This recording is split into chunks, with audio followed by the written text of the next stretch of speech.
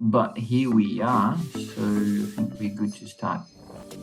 So first of all, we have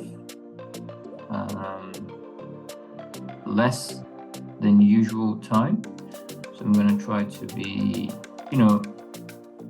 efficient as possible on today's webinar in terms of, going through everything I want to talk about. And then afterwards, we have a time, if we have a time, sorry, we can chat for a bit. All right. All right. First of all, what is basically happening on the market, right? Because we had, since last week to this week, lots of things changed. And indeed, I have made a, let me open up here. Open up line, how do you feel? ACY. I want to show you guys something. I've done a blog today, probably is up already. Let me check market analysis. And then that's not this one. Oh, this one. Yeah, okay. So I've done a little analysis on, what's basically happened since last week to this week. Lots of things have changed in a way, but it's back to normal. Okay. So basically the whole text here that I've done, that it's combined for two parts. The first part is talking about the Fed and other currencies. All right. And then we have a Fed Watch 2. And then we have the weak economic data on US combined to other countries. And then we have my central bank calls, what I think it will happen, right? So I thought I've put the IBA here. I haven't, but that's all right. Right, so if we open up the chart for the yields, we can have a look at the 10-year yields and the 2-year yields for US. We see that we had this huge decline since last week, right? Since last Friday, to be more precise. It is a very expressive movement, okay? But nothing out of this world, okay? The main reason why we had this move was because of the NFP, right? Because it's pretty obvious if we look at NFP. Let me have a look here. Last Friday, this one. If we have a look on last Friday's NFP, we had it here. Everything was lower than expected. Okay, so the non-farmer payrolls for October was expected at 180. It came at 150. So much lower than what the market was expecting. Okay, we're talking about 30,000 off from what the market was expecting. So the other thing that I want to bring attention is the unemployment rate on US that just went up on October. Okay, so the expectation was at 3.8, but then we had at 3.9. All right, so much higher again than expected. Okay, so 3.8 was expectations, and then it came 3.9. Another thing I want to bring attention as well was the average hourly earnings. Okay, just on the top here. The expectation was at 0.3 and it came 0.2. That means 0.1% less than expected. And then this one was revised up, and this one was revised down. So what does all of these means for me? Well, it means that, yes, we did had kind of, let me take this off. We did had kind of a retracement on the US dollar index, right? This one here. So we were on an uptrend, but we haven't broke this top. to continue up, and then we came down and broke these lows. Do I think it will sustain towards like lower levels? I don't think it will happen now. Okay. I still think that we may have another push to the upside here. Okay. So being very clear with you guys, I do believe that we're going to have another push to the upside. Maybe we won't be able to close above these highs here. Maybe, I'm saying maybe. Okay. And if we don't, then it depends on what time it will be. Okay, what time this will happen. Okay, if it comes, let me drink my water here. If it comes in the end of this year, then I don't believe we're going to have strength next year to continue on a move up. Market right now is pretty interesting. I was in a call with a colleague. I don't know if he considers me his friend, so I'm going to call him my colleague. He's a very, very intelligent person. He works as a fund manager for a hedge fund. He's basically the owner of the fund and one of the, managers of the fund. His game is completely different on what we basically know. He's on another level. So, I mean, like, he is on convertible bonds and, emerging markets and those types of things. So if we have a look on convertible bonds, it's a very, very nice way to make money, but a very hard way to make money as well. Okay. And you need to have tons of money to be able to, be on convertible bonds market. So anyway, so his, peculiarity is on convertible bonds, but he does, trade FX, mainly emerging markets. Actually, he showed me a position on USD JPY. He showed me a position, I think was here. Let me show you guys. This is a weekly chart, okay? Just bear in mind. So he has a position at 110. He bought it USD JPY at 110, okay? And I was talking to him, I was like, mate, you gonna, you still holding this position, or you gonna close at 155 or what? I was like, nah, I'm gonna go to 170. I was like, nah, maybe you crazy. 170? He was like, yeah, 170. I was like, wow, okay. So he doesn't care about the level of 150. He doesn't care about 155. So he mentioned that, as I've mentioned for you guys, I just mentioned for you guys, his approach up to the market is a very different approach on what we do here.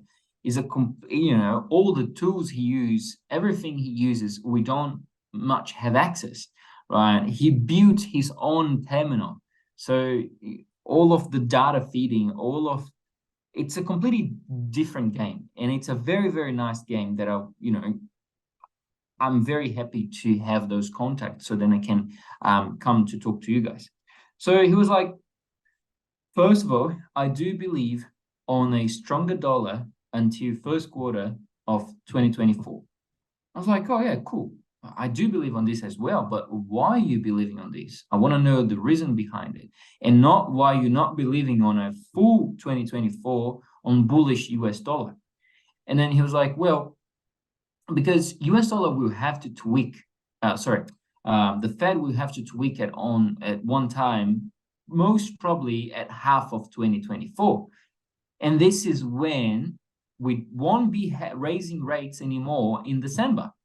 I was like, that kind of makes sense, because the Fed has made, we're going to go to the rate statement after this, and we're going to have a look at the press conference as well.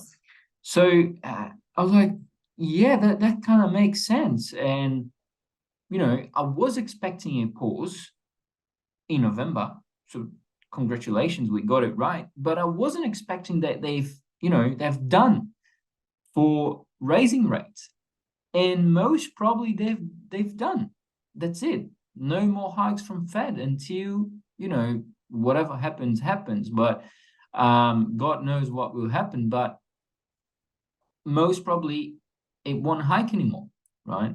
If we think about it, then basically what we're expecting now is that the only next 2 months, well, 1 month and a half for this year, because we're not quite in the mid of this month, but anyway, so the next 2 months until end of this year and the first quarter of 2024, we will only experience the rates fully effective onto economy. That's it. That's what we will be expecting. This is what will be attracting investors throughout the world for US, right? So take a moment and think about it. So if the US dollar is losing its strength towards first quarter next year, then what can we trade? Because it's November, guys. It's not January anymore. It's November. Hello. There's only another month and then that's it. Okay, so most probably next week or the week after that, next week I will be talking about what can happen on 2024. I'm still figuring it out what I will do, but anyways, so let's have a look on the Fed, because we did have the pause on the Fed just here, Fed interest rate decision here on, oops, not this one, a little bit before. It was, where was it? No, wait, damn it. Let me put the full week. Tuesday, Monday. What is happening here? Oh, here. Yeah. Choose Saturday. Done? No, I've done it wrong.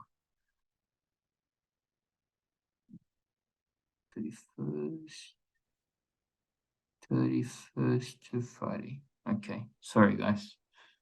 A bit of look like I'm old, can't use the computer. Right.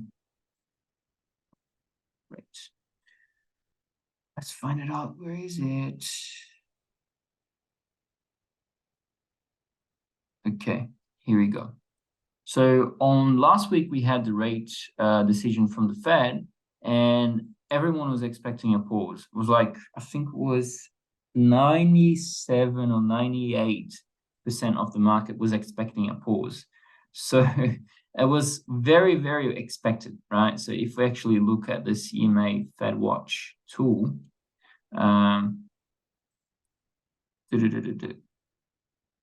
here, I don't know if we can look back. Yeah, unfortunately, we can't look back. But I've showed you guys last week, 97, 98% of the market was expecting a pause. So it was widely expected. So these haven't had any impact in the market, zero. Okay. Now, what did have an impact was the press conference 30 minutes after here, right? This had a lot of impact. But again, it didn't have impact while Paul was expecting. Okay, it had impact while the journalist was asking questions, and we're gonna have a look on this later.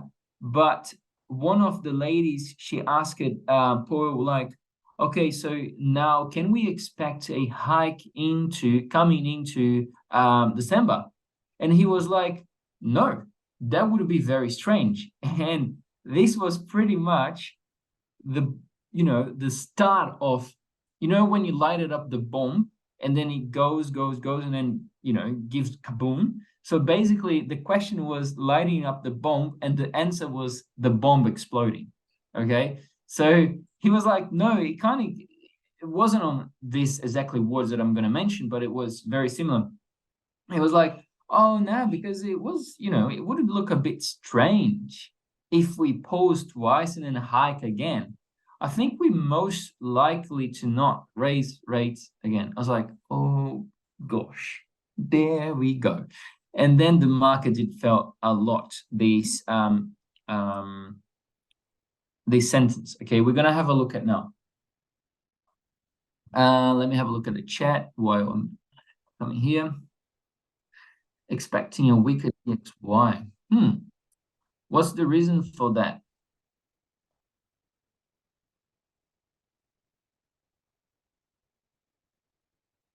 You have any specific reason why you expecting a weaker dollar? Let me share screen with audio, guys, just a second.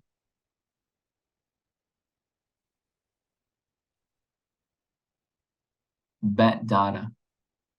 Right.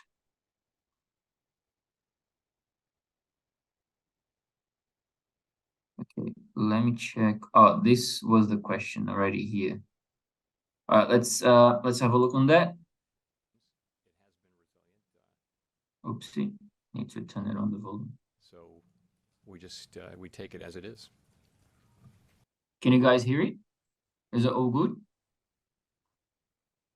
Just let me know.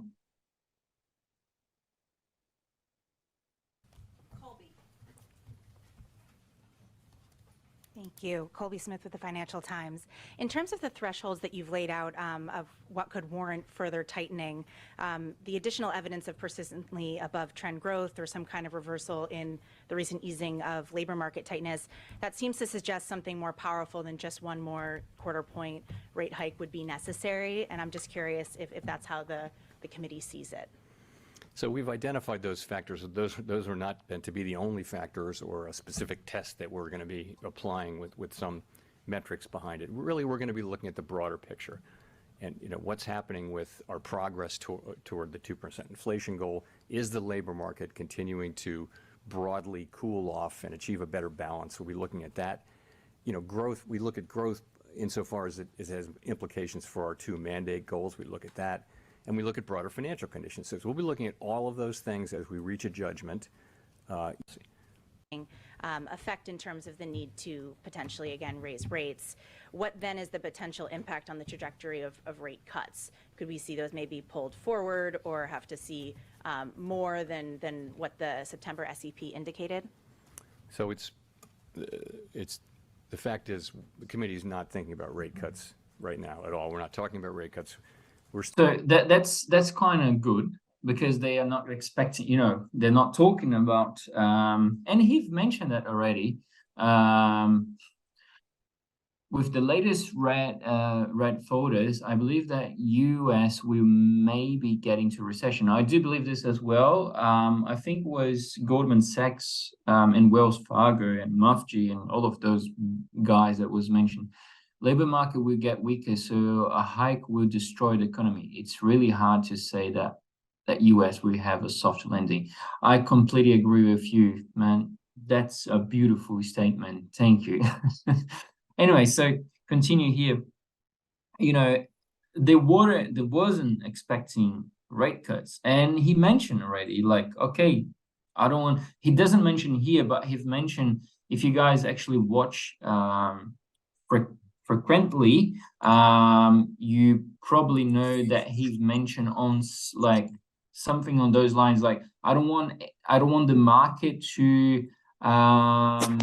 to predict when we're going to cut the rates, because even us, we don't know when we're going to cut the rates. So somewhere on those lines, okay, he mentioned that a few months ago, and then he comes again and say we're not talking about rate cuts. Okay, so we don't know when the FOMC will cut the rates. Okay, why I'm talking about the dollar, because the dollar is what is what matters the most at the moment for the end of the year. Because if you want to talk about AUD, done, it's bearish. Okay, again, right? We did have a 25 basis point hike, but nothing changes. All right, it was a dovish approach towards it, and it has reached the peak, right? So short AUD, okay. Pound, short pound, I'm shorting, you know, euro, still shorting euro. Against what? against dollar, right? So I'm going to focus today on US dollar again, because I think it's important for us to know. All right, and I want to show you like I want to show something later as well. Anyways, coming back here, Still very focused on the first question, which is, have we achieved a stance of monetary policy that's sufficiently restrictive to bring inflation down to 2% over time, sustainably? That is the question we're focusing on. The next question, as you know, will be, for how long will we remain restrictive? Will policy remain restrictive? And what we said there is that we'll keep policy restrictive until we're confident that inflation is on a sustainable path down to 2%. so basically what he mentions here is that they don't want to have like a little decrease on inflation, and then after a month they have an increase again, and then after a month they have an increase and then a decrease. They want decrease again, decrease, decrease, decrease. They don't want to have a jumpy data. That's what basically, you know, he's saying here. And these, of course, makes a lot of sense, right? Put your feet into, you know, German polo. It's not an easy job, I guess, but it pays really well, I think. Anyways, imagine all the inside information you can have. That's crazy. Anyways, it's just you know, it's just very hard for them to hike the rates again when we are having all of those datas, PMI, you know, coming weaker than expected. You know, we had NFP weaker than expected, unemployment raising. You know, these all sound like we're gonna get into a recession, exactly as someone just mentioned on the chat. I completely agree with that. So this is basically what I'm expecting for next year, a recession approach towards the Fed. Okay, so let's still haven't reached the point I want, so I'm gonna continue here. That'll be the next question, but honestly, right now we're really tightly focused on the first question. The question of rates cuts just doesn't come up because I think the first, it's so important to get that first question, you know, as close to right as you can.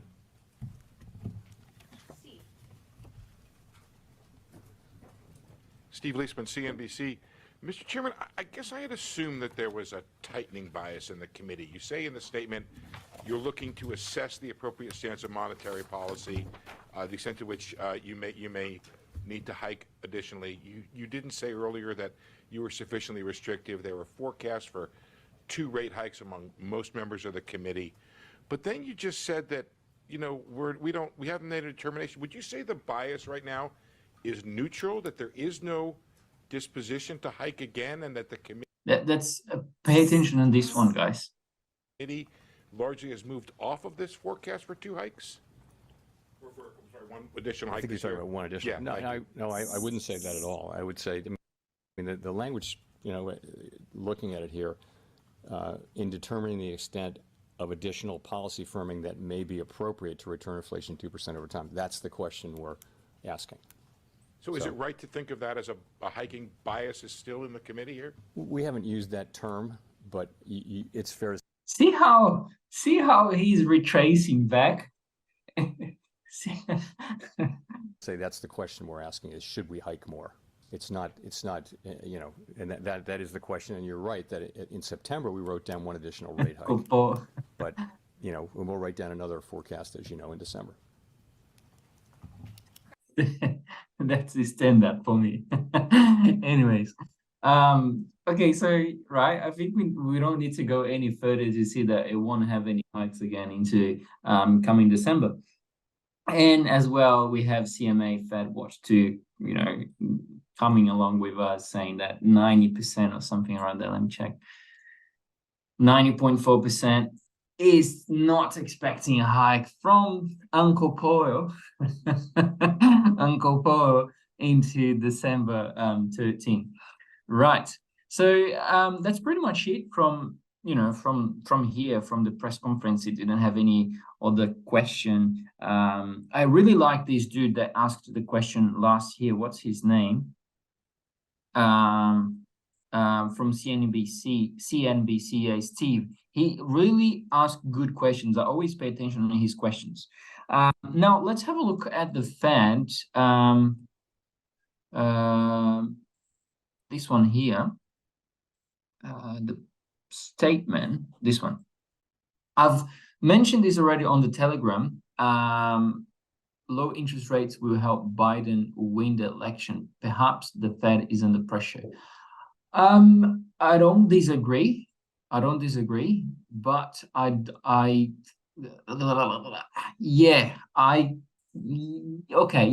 you're on the right path, because lower rates, of course, not hiking anymore. What the population thinks that that Biden government controls the Fed, when we know that the Fed is not controlled by government, okay, because it's a solely bank, is the central bank, right? It takes care of fiscal politics and monetary policies. Fiscal policies and monetary policies. And basically, whatever Biden does doesn't matter for FOMC. But then what population thinks is that Biden do, and then FOMC do as well. So basically, if the Fed won't raise rates anymore again, then population will think, oh, Biden is really good, so let's vote on him again because, wow, it's so good, right? But then when we look to the actual data, it's all coming low, right? It's heading to a recession. Oh, it's because the COVID. No, it's not. It's not because of the COVID. It's because of a really, really bad government right now. Okay, I'm not trying to be politic here, but I'm just saying. Anyways, it haven't changed much, right? Since what was that? June, July, October, November. Yeah, I think it was July. Since July. Okay, so they of course changed it here. Recent indicators suggest that economic activity expanded at a strong pace and not a moderate pace. They've changed it in third quarter. But that's it, all right? We won't have this strong expanded activity in the fourth quarter, all right? I completely agree with someone that mentioned that the next GDP will be low, and that will be the start to see you at 114. I agree with you, man. But anyways, inflation remains elevated quite a bit, all right? The US bank system, they still have to put this. This is just a joke. The committee seeks to achieve maximum employment inflation rate of 2% in long run. In support of these goals, the committee committed to maintain the target range for end funds. The committee will continue to assess additional information implication for monetary policy in determining exchange rate. The committee will take in account to cumulative timing of monetary policy, the lag with which monetary policy affects economic activity and inflation, and economic financial developments. In addition, this is the most important, committee will continue to reduce its hold of treasury securities and agency debt and agency mortgage-backed securities. So they still continue to dumping out the bonds. Okay, higher bonds are not good for them. It's not good for them, boys and girls. It's not good because they continue to do OMOs. What's OMOs? Open market operations is when the desk of the Fed conducts those sort of. It's not the professional term is not trade, but they conduct trades to sell or buy mortgage-backed securities or holdings of treasury securities. That's basically the bonds. Okay, we need to go a bit further to understand what does that mean. It's basically the assets and liabilities for commercial banks. So basically, they are buying and selling bonds for those commercial banks. Okay, that's pretty much it. Anyways, and we can see here what they are doing. All right, I have put this link to this document on the Telegram group. Anyways, coming back here, so that's pretty much my overview on US dollar. Now, if we have a look on the market, why is this here? I don't want this here. Yeah. Okay, so here we are. Let's have a look on euro dollar. what I think is that we may have a little push to the downside now. Okay. So basically, I'm looking at euro dollar to come somewhere around those levels here at 106 for this week. Okay, oof, that's not what I want. Dun, dun, dun, dun, dun. Okay, 106, and then we may see how we go from there. If we come back to 106, then, you know, a few banks are talking now early end at 105. But I think that's it. And then next year, as we've mentioned, where's my pen? Here. As we've mentioned, we may, you know, have something like that, and then a bit up, and then a bit down, and then we go to 114. That's going to be a really good trade. Probably going to, you know, have this position hedged. Of course, I want to hedge my risk because it's a very big trade. I want to take this trade. I want to take it. I will let you guys know when I will take it. But for now, we're still getting the shorts until 106. Okay. Now, same for GBP USD. Dun, dun, dun, dun. I don't know what music is that, but it's on my head. I think GBP USD will come somewhere around 122. Okay, 122 for this week. It may go lower, but I guess we come 122. Still, a few institutions believe that we may have a year-end close at 120. It's possible because the pound is weaker than the euro. So it's not because US dollar is stronger than pound. It is stronger than pound, but not that much. Okay, so just bear in mind. The perfect setup will be on AU after hike, maybe next month from RBA. AU is going to fly, especially if we go risk on. I agree, but I'm long on GBP AUD.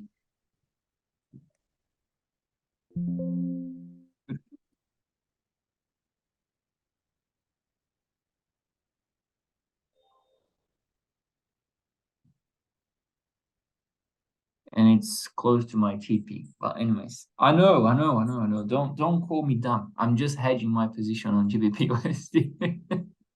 You know what I mean? I bought it somewhere here and still holding it. But I'm hedging my risk from GBP USD. I'm trying to protect my capital at all costs. Don't judge me, please. Anyways, that would be my trade for the week. Now going to like USD CAD and all of those currencies. I'm not looking at trade CAD at the moment, just because we are at a very tricky moment for CAD, because I'm gonna be honest, or sell the Aussie dollar. Yes, yeah, completely. I forgot Aussie dollar. Thank you, man. Let me show you something. Okay, yeah, completely. My end of year target is at 0.62. I actually, let me quick show you guys something here, if I can. Where is Google? Okay. Osbis, Luca Santos, ACY. Let me see if the Greensback regime of two currencies. I think he's on this one. No. Is it? Yes, it is. All right. So I've made a call live on Osbis. All right. So have a look. Oh no, damn it. All right, let me sign it up for free quick here. Otherwise, we won't be able to watch it. Oh no, you guys have my email now. I'm just joking. Okay, so let's. Many moving parts in Hear the you. macro environment are playing out in these Damn markets. it. Luca Santos now joining us from ACY. Luca, good to see you. Nice to meet you, mate. First time with you. Absolutely. Well, welcome to AusBiz. So just let's focus then to begin. A 25 basis point.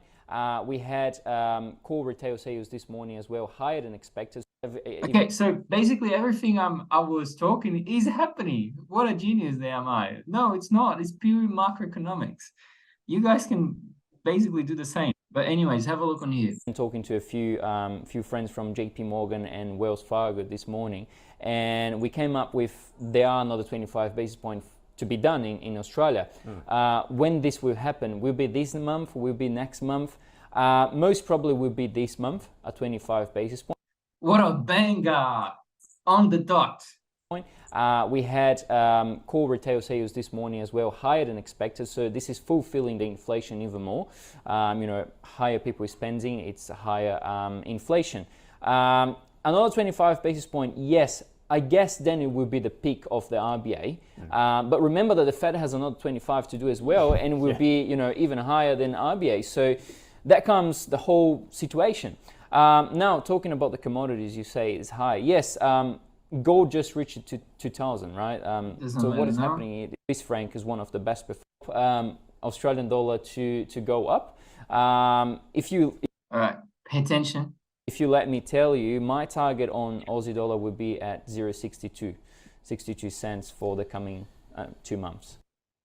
All right, that's my take on Aussie dollar. All right, right there, boom.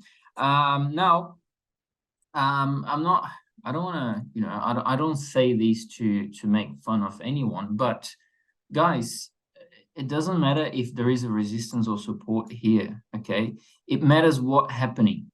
Right, so we still have a few minutes. I want to talk about the Australian, the RBA, what they've done here. It's not out of the woods, okay? They've raised 25 basis points. Yes, they've raised 25 basis points, but it is on a, it is on a dovish approach. First of all, we need to see something else. All right, first of all, we need to go to rate track. RBA rate track.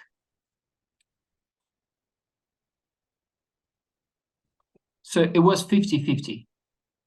All right. Yesterday was 50-50. They don't have at the day. Okay. They don't do it on the day. More than 60% when predicting a hike of the cash rate. More than 60% were predicting a hike. What do you mean? It was 50-50.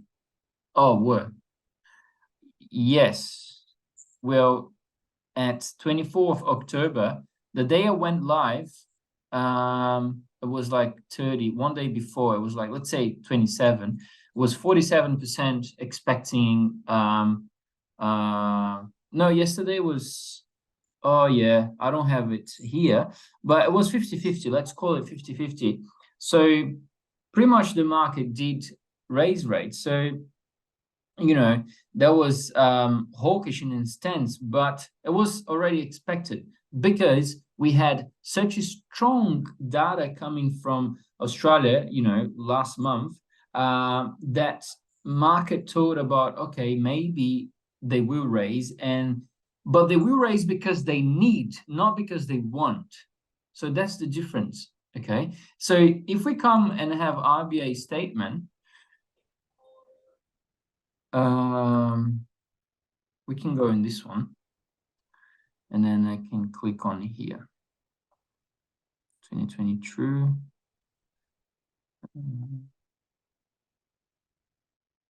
Monetary policy. Decisions. 7th of November. All right. So I'm gonna finish it up the live with this one, and then I want to talk one more thing, and then we finish. All right. So basically, at a meeting today, the board decided to raise the cash rates target by 25 basis points to 4.35%. It also increased the interest rate paid on exchange settlements balance 25 basis points to 4.25%.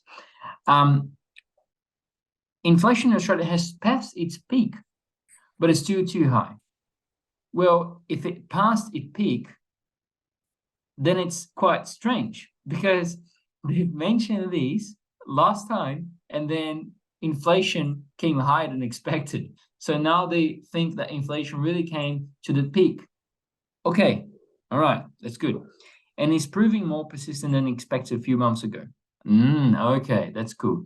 The RBA is so restrictive in hiking, even all the data is suggesting to do that. Exactly, that's exactly what I think, Sheriff.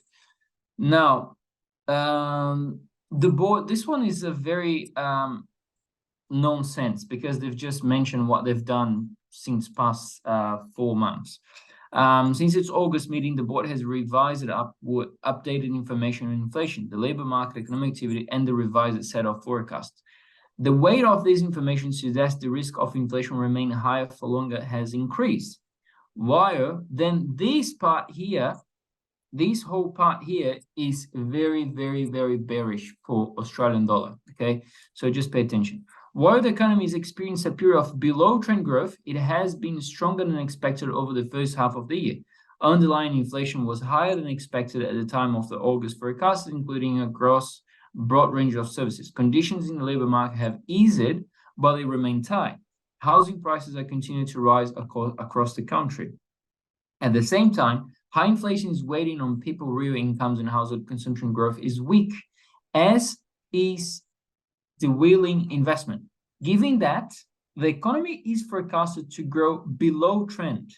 Employment is expected to grow slower than the labor force, and the unemployment rate is expected to rise gradually around 4 and 4.25%. This is a more moderate increase than previously forecasted. Wages growth has picked up over the past year, but is still consistent with the inflation target, provided that productivity growth picks up. Right, so, and then in the end here, they just talk a few things, but of course, the last phrase, the last paragraph, whether further tightening of monetary policy is required to ensure that inflation returns to target is in a reasonable time frame would depend upon the data and the involving assessment of risks. In making its decision, the board will continue to play close to developments in the global economy, trends in domestic demand, and the outlook for inflation in the labor market. The board remains resolute in its determination to return inflation to the necessary achieving outcomes. So anyways, all right. Basically, they are dovish here, right? They are sort of the Fed. They're sort of as Uncle Paul. They have mentioned that, you know, if needed, they will raise because they need to mention that. Otherwise, the Australian dollar will collapse. But still, very, very dovish, neutral to dovish. Okay, so for this week, I may be looking to short Aussie dollar. All right, and then we see how we go coming data from next week. All right, and now one more thing before we go. I'm still doing the my strategy. There's a few things I can put it on. There's other few things I can't put it on. So just bear in mind it will take a bit of time to get this strategy done for you guys. But that's something that what do you think about long euro AUD too? Yeah, it was a good trade for this morning, for this afternoon. But right now I think it's too high. Yeah, it's just too high. I've tried a short position yesterday here, but it's really, really too high, right? But still, there's potential. Okay, if your strategy if your strategies gives you an opportunity, then just follow up your trading system, man. But anyways, guys, that's all for today. There's any questions or I will send it up the link for the Telegram.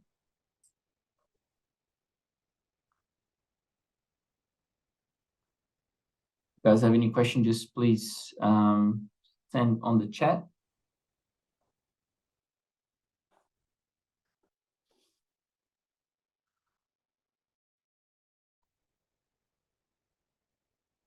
Can we see? Just let me grab this link and I will answer your question, Aditya. All right, here is the Telegram link, guys. Oopsie.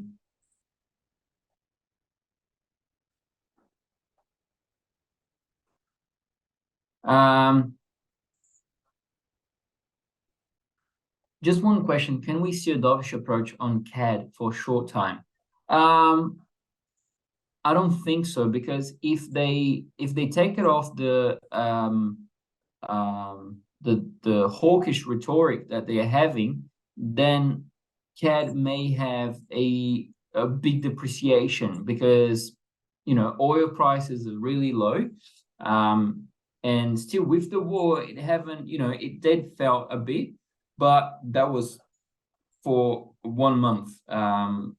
It opened up at 82, if I'm not wrong, went for 92, and then it came back for 83 in the end of the month. So basically all the gains it have accumulated, it just gave it back into the end of the month. So if the BOC, the Bank of Canada, comes and do a dovish approach on CAD, then it will have a lot of problems for the Canadian dollar, and they won't do this at the moment. NZD/USD, please. Yes, sir.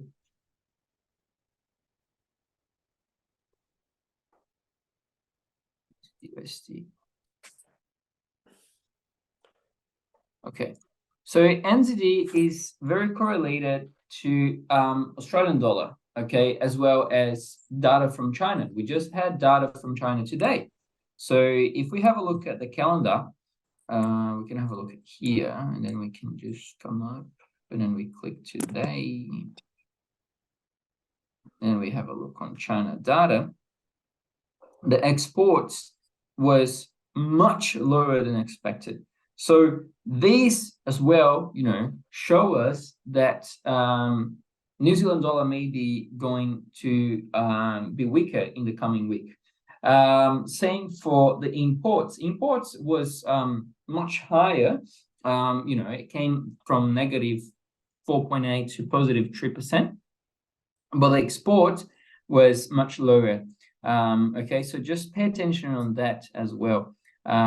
For the remaining of the day, we won't have anything too crazy. Just the Fed, just the FOMC member, Kashkari speaks. Anyways, and for NZD, I guess we may have, won't have much, but somewhere around here maybe. Yeah, somewhere around here, but most likely somewhere around here. Okay. Can you look on say gold view, please? Gold, yes, not a problem.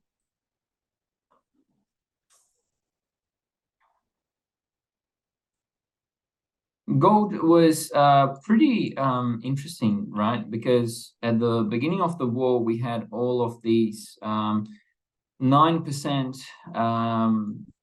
rise on the prices, but then now we are coming back.